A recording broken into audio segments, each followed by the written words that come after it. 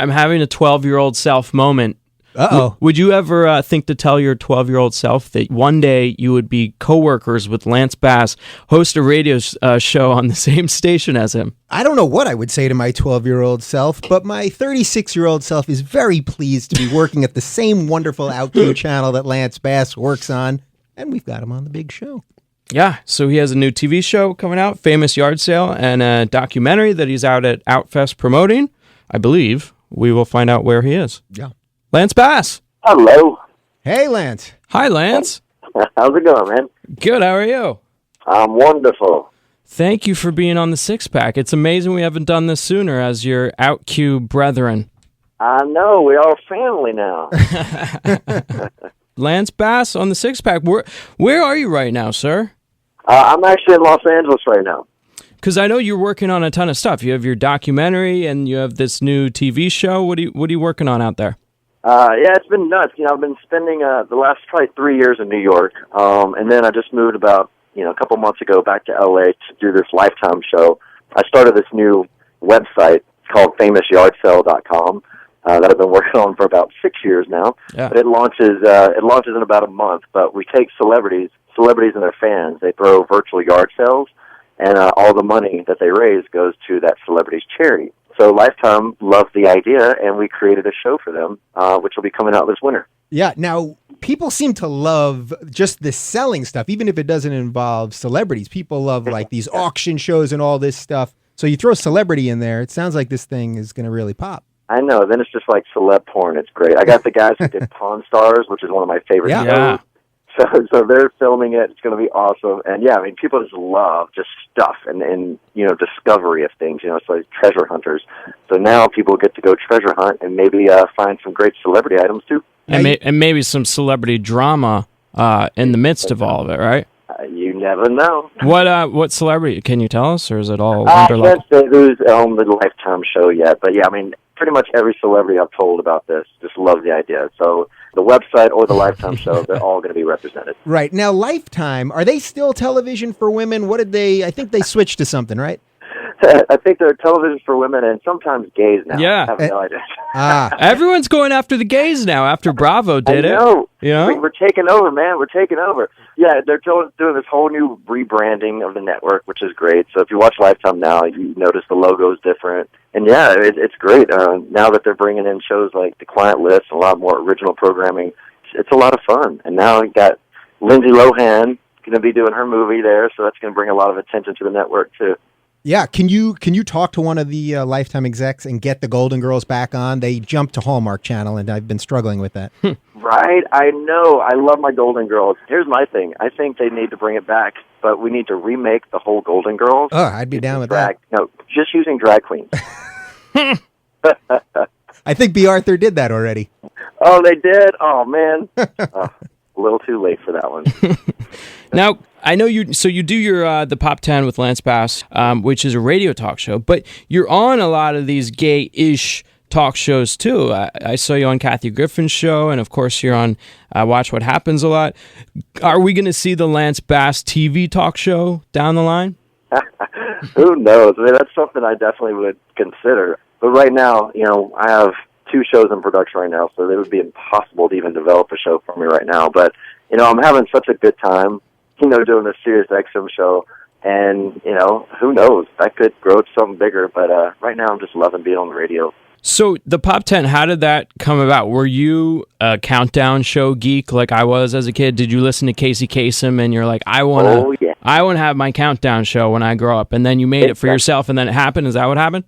Hey, one of my first things I can ever remember as a kid was, recording songs off the radio and making my own mixtapes of me pretending I was Wolfman Jack.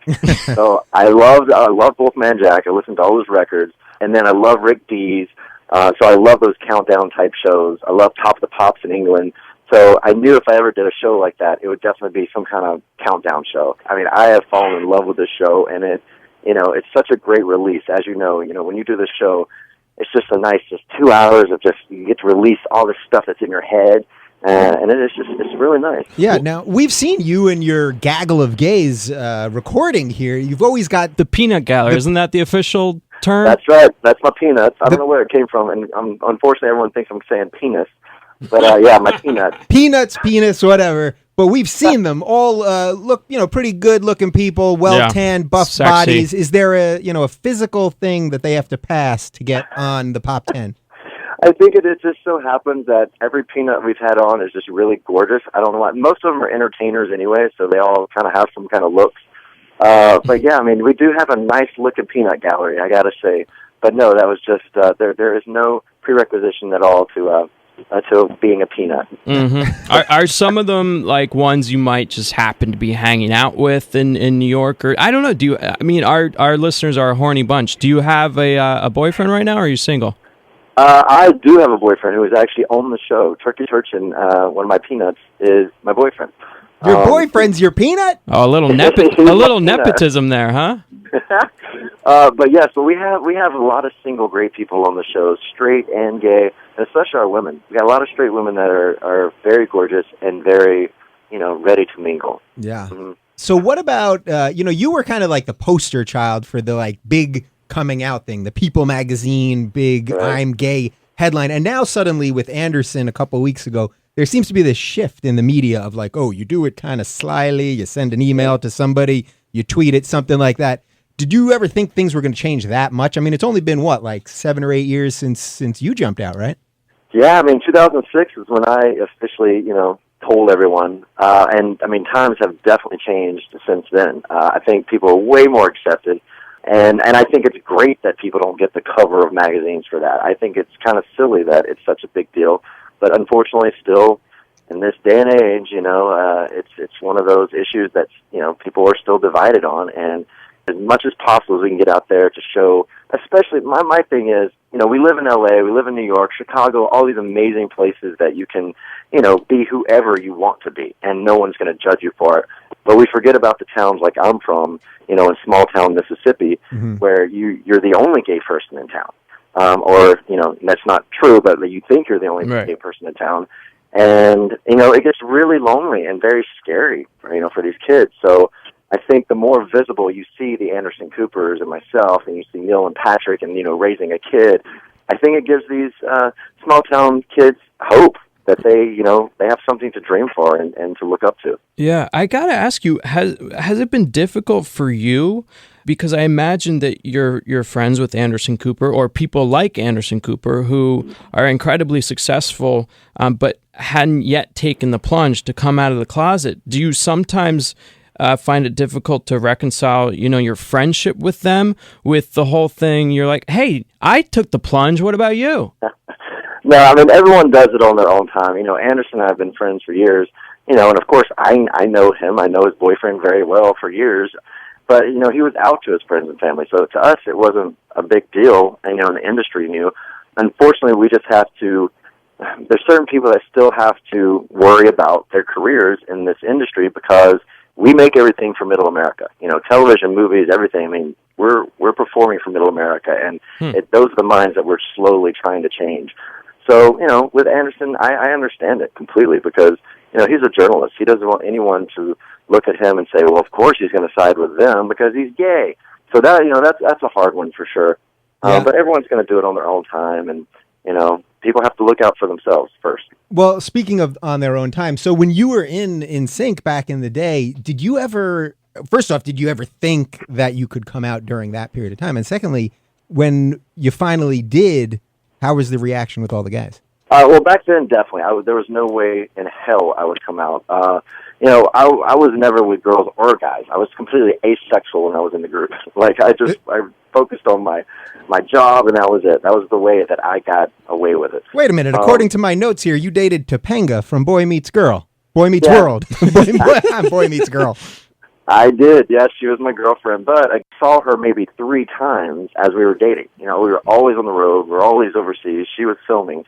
So I never got to see her. So that was Hollywood another dating. easy way, just to be like, yeah, I have a girlfriend. She's back in L.A. It's great. So it's silly in hindsight for sure. But I think back then I definitely would have never come out because I felt like I had my 4 best friends in my hands, Mm-hmm. And if I came out, I thought the whole world was going to hate me and then hate them, just because I was gay. And I thought that it would completely ruin our careers. Yeah. Did you ever think that they knew about you?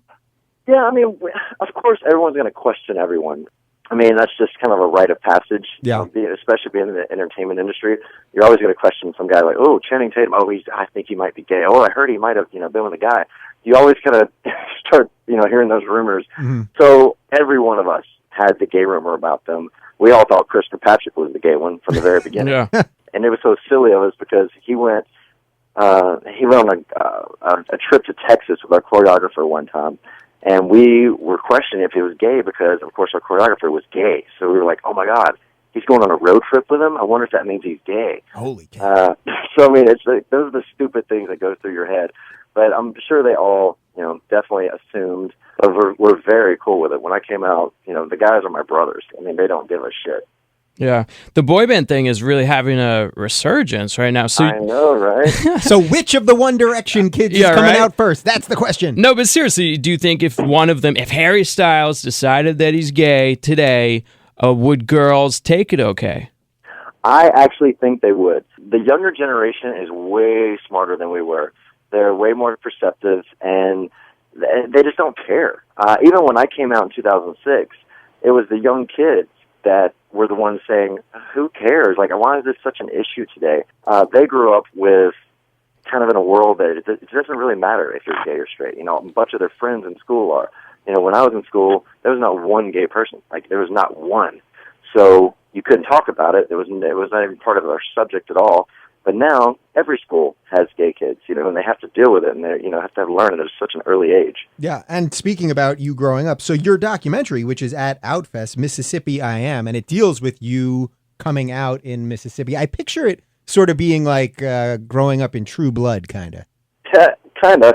It is. I mean, it's as much as I love Mississippi, and it is such an amazing place to grow up, you do feel very safe, ironically. Yeah, everything comes from a place of love. With the people in the South. I mean, they really do. The reason that they use hatred and everything is because they're actually just wanting you to spend the rest of their life with you in eternity. I mean, it really boils down to a religious issue. That is just how much they love you. They love you so much they're going to hate you and scare you enough so that you can turn straight. It's like that's their mentality.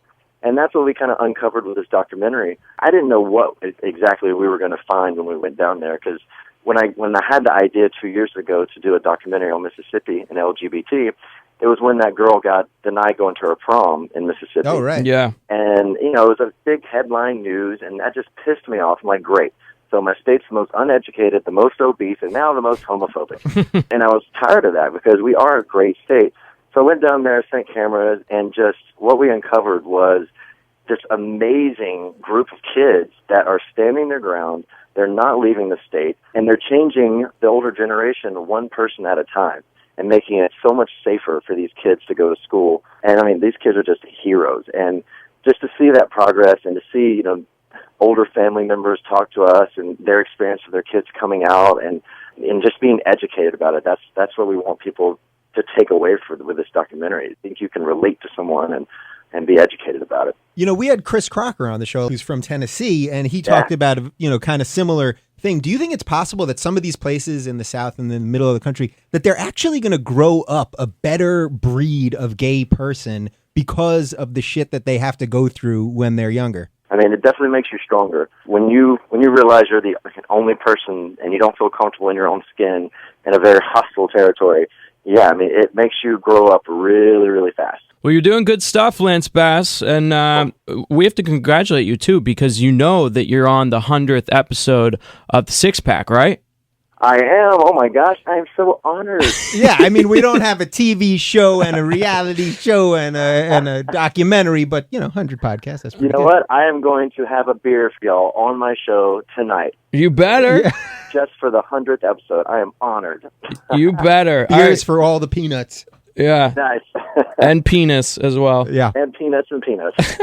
So the Pop 10 with Lance Bass airs Fridays on SiriusXM. That's right. 10 p.m. till midnight. And then when can we see the documentary? We're premiered this morning at Outfest. And now that's why we do all the festivals. We see who's knocking on the doors to see who wants to distribute this.